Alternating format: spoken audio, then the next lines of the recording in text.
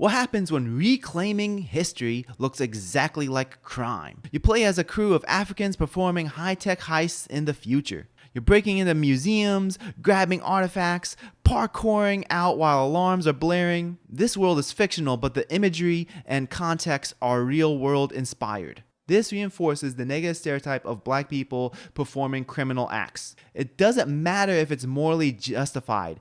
Visually, it's still theft. Regardless of the context being morally just or not, people are going to see that. They're going to see looting. They could have made a game about Africans doing anything, being scientists, superheroes, military leaders, doctors, explorers, anything. But instead, they chose breaking, entering, and stealing. That says a lot about what they think empowerment looks like. If these are heroes, why do they all look like background NPCs? These characters look weird, awkward, or straight up ugly. They got bad body proportions, stiff faces, their outfits are loud, clashing colors, and feel thrown together. This doesn't read as cool or as Afrofuturism, it just looks off. Nothing about these designs feel intentional or stylish, they're just loud. You have this goofy lanky guy, this grandma, this buff woman, this dude. Good character design can celebrate culture as well as look appealing.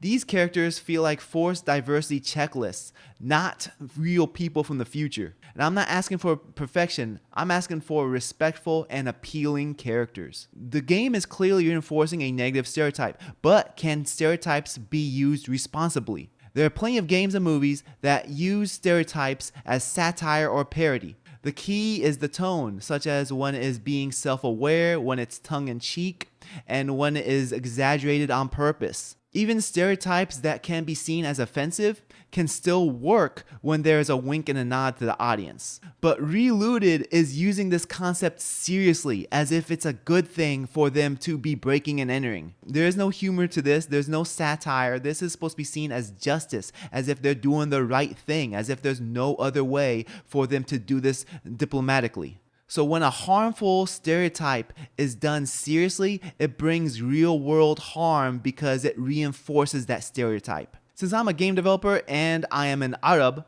I'm going to do a quick exercise and make a similar game but with Arabs instead of Africans. So in this game that I'm designing right now, it is about Arabs and oil. In this futuristic setting in the Middle East, we have all these oil companies planting their oil rigs. The Arabs want to get rid of these oil companies and get rid of these oil rigs off of their land. We have a ragtag team of body positive Arabs. Wait a minute, they're not body positive enough.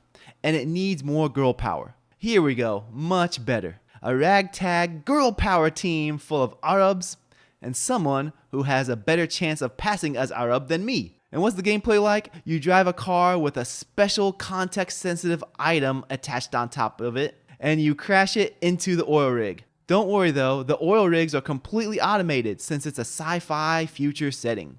And the cars are piloted by robots. So no humans are actually harmed in this game. Everything is good. We're gonna take back what's ours. Just like Relooted, this game reinforces the wrong image. A game like this would only be purchased by streamers and people who want to laugh at how ridiculous the concept is. The intent is to critique the oil companies, but ends up echoing evil extremist tropes. You can't uplift a demographic by reinforcing negative stereotypes. So how does a small indie studio with no big hits in their catalog get such big corporate level spotlight? Relooted is promoted by Epic Games and Xbox. It was at the Day of Devs Summer Games Fest Edition 2025. And it was featured on both the Epic and Xbox storefronts. That's a massive push for any indie developer, especially one that hasn't had a proven hit. Their studio CEO, Ben Myers, said in an Insider Gaming interview, "We started working on this in 2018, right after Semblance shipped." End quote. So they've been working on this for around 7 years, right after they released a small puzzle platformer indie game. He also said, quote, "What began as a 3-person college project has now grown into a full studio, several dozen people working together." End quote. So that's a jump from having a team of 3 people to a team of over 30 people within 7 years without having a real hit in their catalog.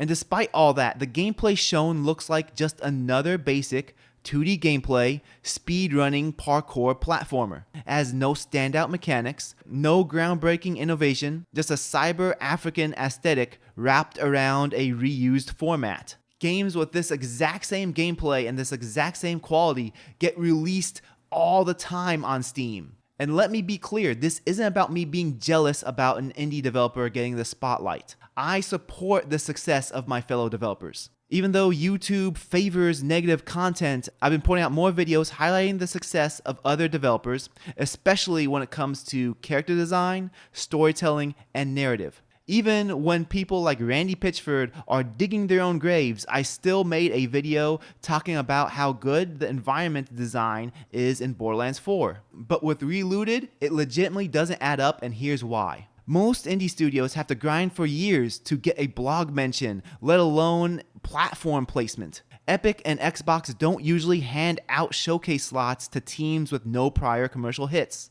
So how does a game that looks this average, with no unique hook, get full corporate push? The most likely reason, it's the message. It's not the gameplay or the graphics that got them here. It's most likely the politics and the narrative that they're trying to push. Here's Aerial Knight's Never Yield. This game was developed by one man over 5 years. It didn't get this kind of corporate push. Never Yield has similar parkour gameplay, has a more artistic visual design, and tells a story without reinforcing stereotypes. It respects the player, doesn't pander, and still brings culture through art, nuanced narrative, and music. When a game with average mechanics and harmful optics gets enough funding to expand their studio tenfold and prime showcases, it raises real questions. This doesn't feel like a celebration of indie talent, it's more like a calculated push for corporate approved messaging. Relooted wants to decolonize, but it actually dehumanizes. It plays directly into stereotyping while it's pretending to break them.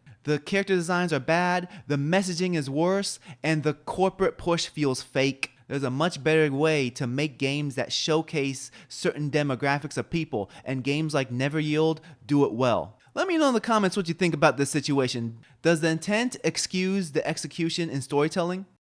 Also, my game Nexus Defenders is still on sale right now until June 16th. Check it out in the Steam store, links are below.